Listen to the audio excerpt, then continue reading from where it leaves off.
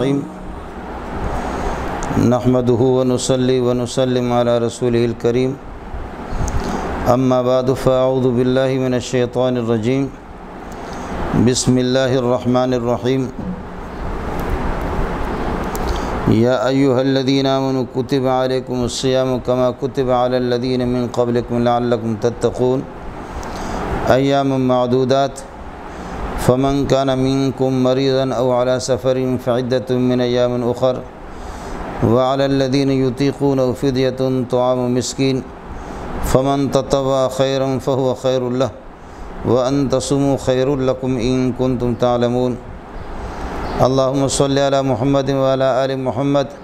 كما صليت على إبراهيم وعلى آل إبراهيم إنك حميد مجيد اللهم بارك على محمد وعلى آل محمد کما بارکت علی ابراہیم وعلی آل ابراہیم انک حمید مجید۔ رمضان المبارک کا مہینہ رمضان کے فضائل بھی ہے، رمضان کے مسائل بھی ہے۔ جو مسائل شرعی ہے اور بنیادی اور اہم مسائل، ان مسائل کی معرفت اور واقفیت ضروری ہے۔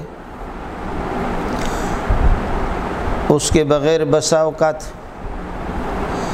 انسان کے ذمہ فریضہ رہ بھی جاتا ہے۔ مسئلے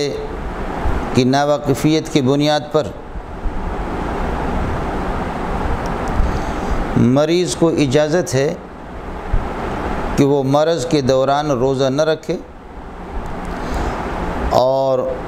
بعد میں یہ ہے کہ تندرستی جب اللہ پاک آپ کو عطا فرمائے تو روزوں کی قضا۔ لیکن مرض کی تشخیص اور مرض کی تعیین اپنے طور پر کرنا درست نہیں ہے۔ اس کے لیے کسی خدا ترس ماہر مسلمان ڈاکٹر سے مشورہ کیا جائے۔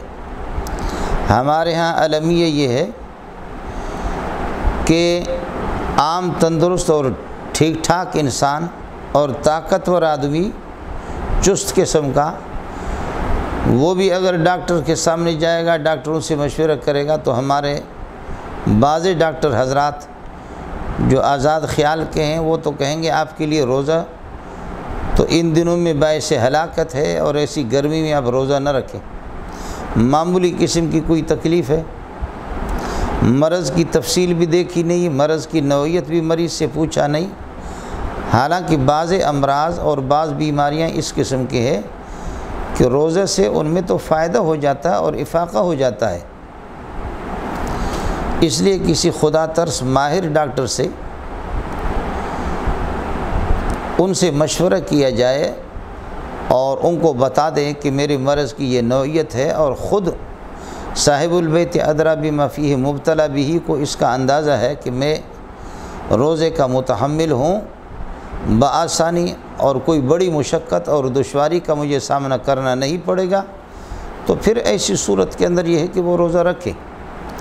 اور اگر یہ کہ خود جانتا ہے کہ میرے لیے بہت ہی مشکل ہے، ڈاکٹر بھی منع کرتا ہے، تو ایسی صورت کے اندر پھر یہ ہے کہ وہ روزوں کی قضا کرے۔ اس وقت یہ ہے کہ روزہ نہ رکھے جب اللہ پاک تندرستی عطا فرمائے۔ پھر دو قسم کے مریض ہیں، ایک وہ ہے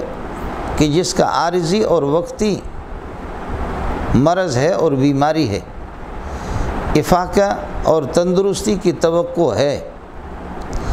تو اس کو تو فدیہ دینے کی اجازت نہیں ہوگی، یہ روزے کی قضا کرے گا بعد میں جیسے ٹھیک ہو، اور اس طرح فدیہ یہ ادا نہ کرے۔ لیکن اگر کسی نے غیر محتاط طریقے سے بس یہ سمجھا کہ بیماری میری بڑھ جائے گی اور لمبی بیماری ہے، اس نے اگر فدیہ اس صورت میں دے بھی دیا، اور فدیہ کی رقم ایک روزے کی فدیہ کی رقم وہی ہے جو صدقۃ الفطر کی رقم ہے، اگر کسی نے اس طریقے پر فدیہ ادا کر بھی دیا اور یہ توقع کہ بھائی تندرستی کی کوئی صورت نہیں ہے،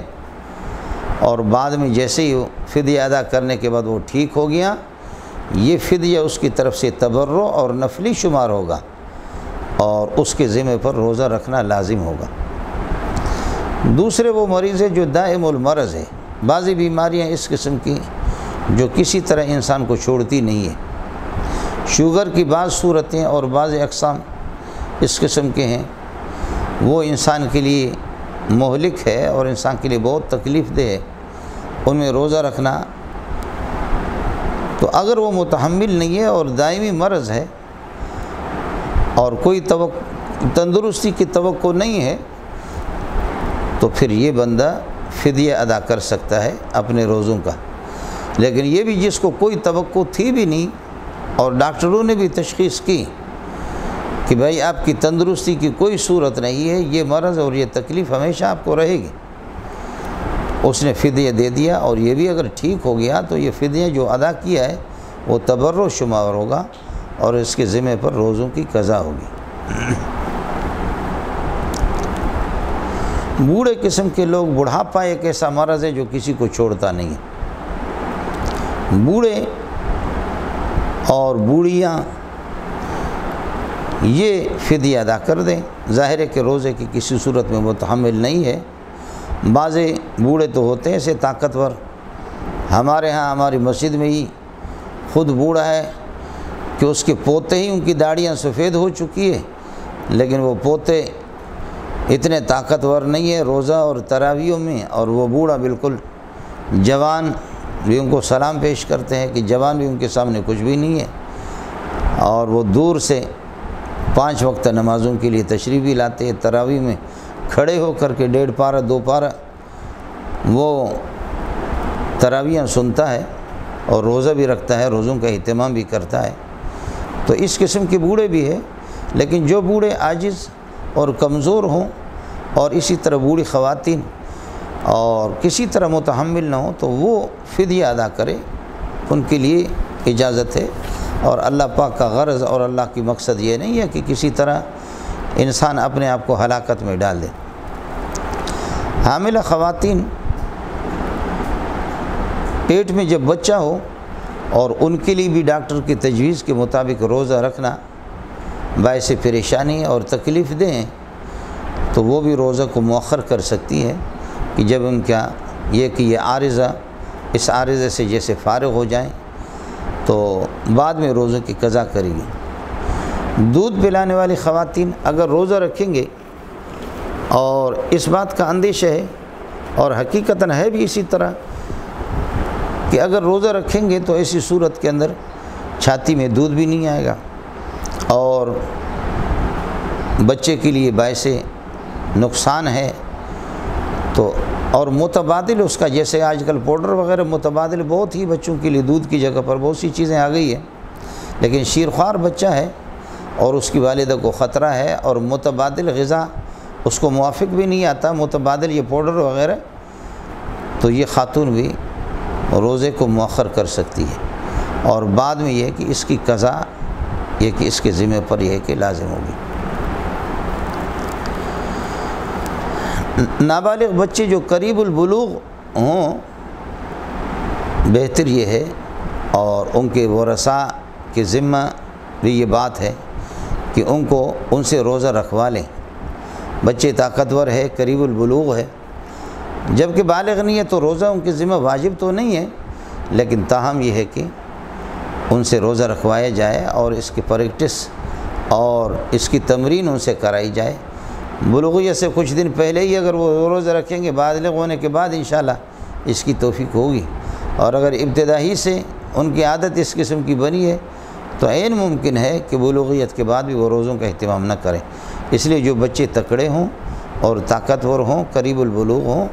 باقی معصوم بچوں پر ظلم کرنا اور ان سے روزے رکھوانا یہ کسی طرح درست نہیں ہے، شرعاً یہ پسندیدہ چیز بھی نہیں ہے۔ نابالغ بچے بعض حافظ قرآن ہوتے ہیں اور ان سے تراویح بھی سنتے ہیں گھروں کے اندر، نابالغ کے پیچھے اب یہ لوگوں کو بتاتے کہ تراویح کی نماز چونکہ سنت ہے اور نفل ہے، اس لیے نوافل کی گنجائش نابالغ کے پیچھے یہ مسئلہ غلط ہے، اور یہ سمجھ لے کہ جو بالغ حضرات ہیں ان کی تراویح کی نماز بھی نابالغ حافظ کے پیچھے درست نہیں ہے۔ ان مسائل کو خوب ہی اس کا اہتمام کر لے۔ ایک مسئلہ یہ بھی ہے کہ ہمارے ہاں کہ جو سحری میں بعض حضرات بالکل آخر وقت تک سحری کو مؤخر کر کے اور کھاتے اتنا ہی کھاتے گویا کہ زندگی کا آخری کھانا یہی ہے، اس کے بعد یہ ہے کہ شاید کھانا ملے یا نہ ملے۔ اتنا زیادہ کھانا رمضان کا اور روزے کا مقصد بہیمیت، صفت بہیمیت کو ختم کرنا ہے، اور اس طریقے پر زیادہ کھانا یہ پسندیدہ نہیں ہے شرعاً۔ روزے کے اندر روزے کا اصل مقصد اور روزے کی اصل غرض لعلکم تتقون کہ تقوی آپ کو حاصل ہو جائے۔ تقوی اور طہارت کے لیے ضروری ہے کہ قلت طعام، کہ آدمی روزے کے دوران کھانا کچھ کم کر دے، قلت طعام، قلت منام اور سونا اور آرام کرنا، اس پر بھی کنٹرول کر لے، ذکر و اذکار، تلاوت اور اسی طرح نوافل کا اہتمام کرے، استغفار کا کثرت سے اہتمام کرے، قلت منام، نیند زیادہ نہ ہو، اور قلت کلام، تیسری چیز قلت کلام، لوگوں کے ساتھ زیادہ فضول قسم کی بحثوں میں اپنے وقت کو ضائع کرنا، جیسے رمضان کے علاوہ عام حالات میں بھی، تو اس کی بھی شرعاً یہ پسندیدہ نہیں ہے اور اجازت بھی نہیں، اور خاص طور پر علیاذ باللہ جب غیبت ہو، بیٹھ کر کے فضول مجلسوں میں غیبت ہی ہو، تو اس غیبت کی صورت میں تو صوفیہ تو پھر یہ کہتے ہیں کہ روزہ ہی آپ کا سرے سے نہیں ہوا۔ فقہائے مجتہدین کو اللہ جزائے خیر دے، وہ تو اس کا فتویٰ دیتے ہیں کہ روزہ تو آپ کے ذمہ سے اتر گیا، لیکن اللہ کی خوشنودی اور اللہ کی رضامندی اور اس پر ثواب کسی صورت میں مرتب نہیں ہوگا، کہ جبکہ روزہ رکھتے ہوئے پھر بھی غیبت اور الزام تراشی اور بہتان تراشی سے وہ شخص باز نہیں آ رہا۔ اس لیے قلت کلام بھی ضروری ہے، کہ عام ضروری گفتگو تو ٹھیک ہے کی جائے، باقی غیر ضروری گفتگو سے روزے کے دوران اور رمضان کے دوران آدمی اجتناب کرے۔ اور چوتھی چیز ہے قلت الاختلاط مع الانام، لوگوں کے ساتھ بہت کم ملنا۔ آدمی جتنا ہی یکسو ہوگا، جتنا ہی اکیلا رہے گا، اسلامی کتابیں، سیرت کی کتابیں، مسائل کی کتابوں کا مطالعہ، قرآن پاک کی تلاوت، ذکر و اذکار، اور جیسے آدمی اپنے آپ کو مصروف رکھے گا دوستوں کے ساتھ، تو ایسی صورت کے اندر یہ ہے کہ شاید رمضان کے جو آداب ہے اور جو اس کے مستحبات ہیں ان پر کما حقو عمل نہ ہو سکے۔ اس لیے قلت طعام، قلت منع، قلت کلام، قلت الاختلاط مع الانام، یہ چار چیزوں کا اہتمام کر لی اور روزے کے دوران۔ بعض حضرات یہ سمجھتے کہ جی جیسے رات کے ابتدا میں 2 بجے، 2:30 بجے، 3 بجے آنکھ کھل گئی، فوراً انہوں نے سحری کھا لی، اور سحری کھا کر کے پھر نیت کر لی روزے کی اور پھر سو گئے۔ اب تک یہ ہے کہ انتہائی سحر نہیں ہوا ہے، وقت باقی ہے، آدھا پونا گھنٹے کے بعد پھر ان کی آنکھ کھل گئی، پیاس لگی ہے۔ اب یہ سمجھتے کہ جی ہم نے چونکہ نیت کر لی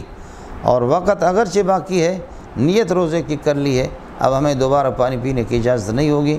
اور کچھ کھانے کی اجازت نہیں ہوگی۔ یہ مسئلہ بھی صحیح نہیں ہے، نوٹ کر لیں، جب تک وقت باقی ہے تو آپ کھا پی سکتے ہیں، اگرچہ اس سے پہلے آپ نے کھایا ہو اور آپ سو گئے اور آپ نے نیت کی بھی ہو، لیکن یہ ہے کہ جب تک وقت باقی ہے تو وقت کے اندر کھا پی سکتے ہیں۔ بالکل ابتدا میں سحری یہ بھی پسندیدہ نہیں ہے شرعاً کہ ابتداً سحری کھانا،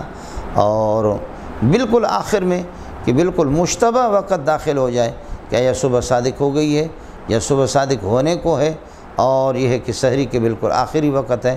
ایسے موقع پر بھی اس سے بھی انسان اجتناب کرے۔ بعض اوقات اس طرح ہوتا ہے کہ بالکل رات کا آخری حصہ اور صبح صادق کی بالکل ابتدا ہوتی ہے، ایسے موقع پر ظاہر کھائے گا پیے گا تو روزہ اس کا درست نہیں ہوگا۔ اگر صبح صادق میں اس نے ایک لقمہ بھی لیا ہے، پانی کا ایک گھونٹ بھی اگر صبح صادق کے ٹائم میں اس نے لی ہے تو روزہ اس کا درست نہیں ہوگا، اس کی قضا اس کے ذمہ پر یہ کہ لازم ہوگی۔ مسائل انشاءاللہ آپ کے سامنے آتے رہیں گے، اور مسائل کا اہتمام، ان مسائل کی پہچان اور معرفت ضروری ہے، اور اپنے روزوں کو یہ ہے کہ عطا الامکان کراہیت سے اور اسی طریقے پر یہ ہے کہ ناجائز امور سے بچیں۔